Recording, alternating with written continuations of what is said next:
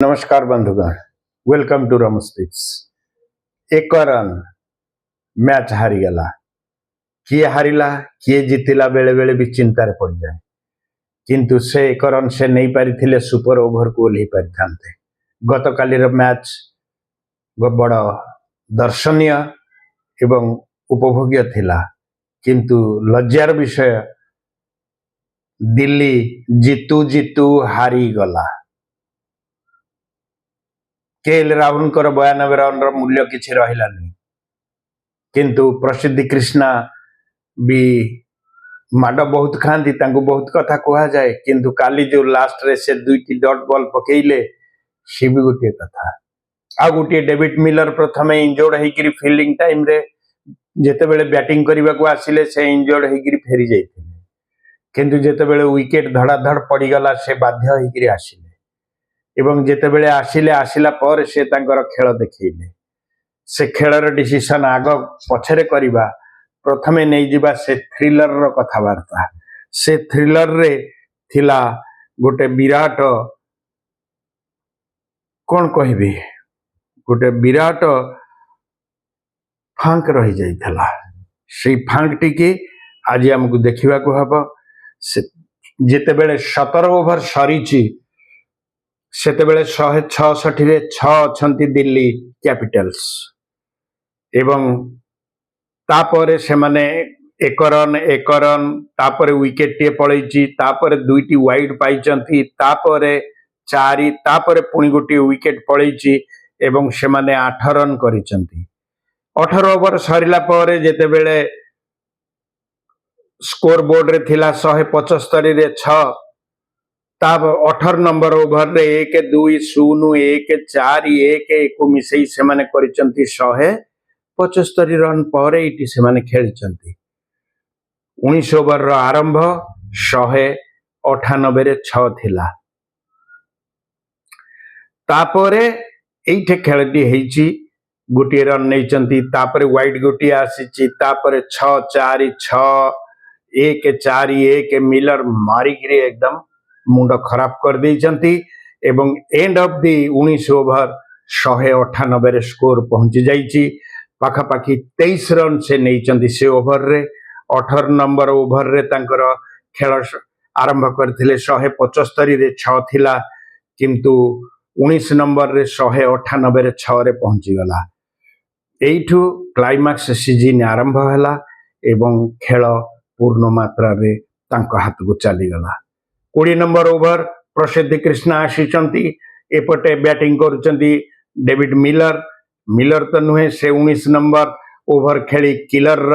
आख्या पाई सारिचंती। 11 रन तांको दरकार थिला, 10 रन हेले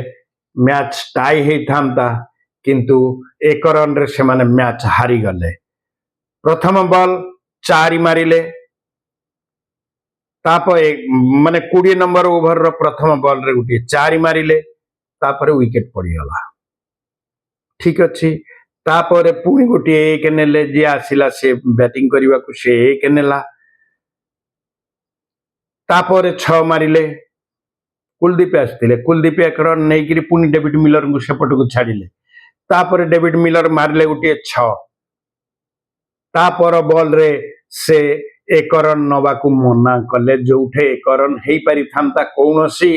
रिक्स नथिला। जदि से 1 रन नहीं जाई थांते ताहले स्कोर 210 रे पहुंची था एवं मैच सुपर ओवर को चली जाई था,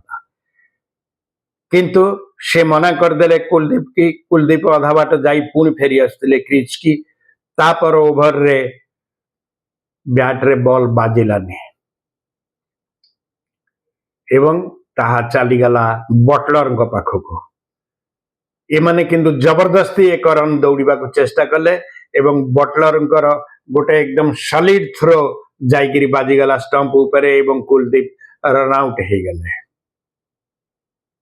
एवं 1 रन रे मैच हारी गले। जदि 5 नंबर ओवर रे से 5 नंबर बॉल रे से गोटे रन नहीं जाई थांते, कुलदीप पछरे कौन करुचंदी न करुचंदी देखा जाऊ, किंतु नहीं जाई थांते ताहले मैच कम से कम ड्रॉ रही थांता एवं पुणी आम सुपर ओवर देखिबार सुजोग पाई थांते बा सुपर ओवर रे खेल पड़े जाई थांता, किंतु डेविड मिलरଙ୍କର ଏ ମୂର୍ଖାମୀ ଏବଂ ତାଙ୍କର ଯୋଉ ଅତି ଗର୍ବ ଯେ ମୁଁ ନିଶ୍ଚୟ କରିଦେବି ସେଇ ଜିନିଷଟା ତାଙ୍କୁ ନେଇକିରି ବୁଡେଇ ଦେଲା କାହାକୁ ଦିଲ୍ଲୀ ଡେୟାର ଡେଭିଲ୍ସ के बा आमे कहवा दिल्ली कैपिटल्स को किंतु यह खेल गोटे रोमांचकर थिला से ये जो छोट भूल तांकु निश्चित भाव नष्ट कर देइथिला देखिबा गले रशीद खान मध्य काली बढ़िया खेल देखैथिले 4 ओवर रे 17 रन देइथिले एवं 3टी विकेट नैथिले मात्र 1 रन पाई दिल्ली हाथरू जेतेबेले विजयटी छड़ई नहीं गुजरात यही रोमांचकर मैच रे आहुरी किछि किछि छोट छोट जिनस अछि केएल राहुल 2 थर फ्लॉप होइछन्ती 2टा मैच एटा 3 नंबर मैच थिला 92 रन किंतु शेष रे मैच से जीति पारले नहीं एही 2026 एप्रिल 8 रो मैच रे अरुण जेटली स्टेडियम रे अनुष्ठित होई आईपीएल रो 14तम मैच भाबरे गणति हेउथला एवं गुजरात टाइटन रोमांचकर विजय हासिल करी दिल्ली कैपिटल्स को मात्र 1 रन रे परास्त करी तार पॉइंट्स टेबल खोलिबा को चेष्टा कला दिल्ली रो पिच बैटिंग पाई अत्यंत अनुकूल थिला एवं ओस रो प्रभाव बा ड्यू रो प्रभाव सेठी देखिबा को मिले बोली कहा जाए एवं द्वितीय इनिंग्स बैटिंग करिबा बड़ सहज थिला एवं स्टेडियम पूरा खचाखच फुल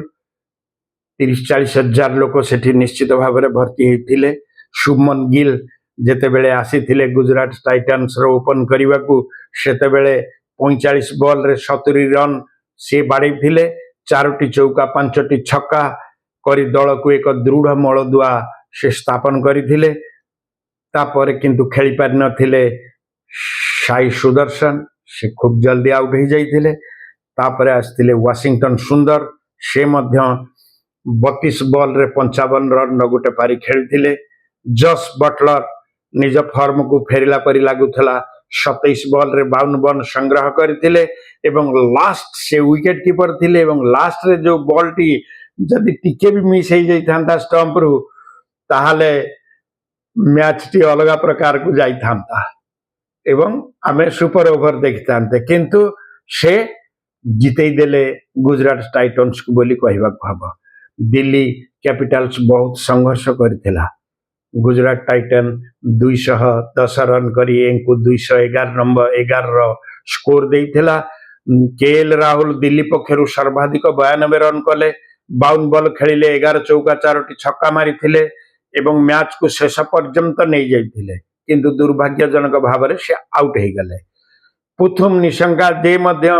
आग 2टा मैच खेली पारि नथिले से काली 24 बॉल रे 41 रन करी दल को द्रुत आरंभ देइथिले से ओपनर हिसाब रे जाइथिले डेविड मिलर शेष ओवर रे मिलंकर 41 रन 20 बॉल रे से करिथिले किंतु दल को जितेबा को चेष्टा करिथिले मध्य से चेष्टा फलवती हेई नथिला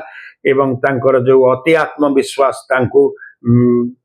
से तो फेलियर हेले हेले एवं टीम 2 पॉइंट पाइबारु पूरा खसिकिरी थिला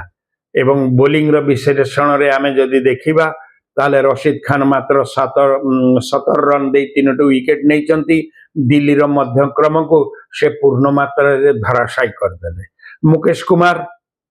जे होचंती दिल्ली रो बॉलर से दिल्ली पाई 2टी विकेट नहीं थिले प्रसिद्ध कृष्णा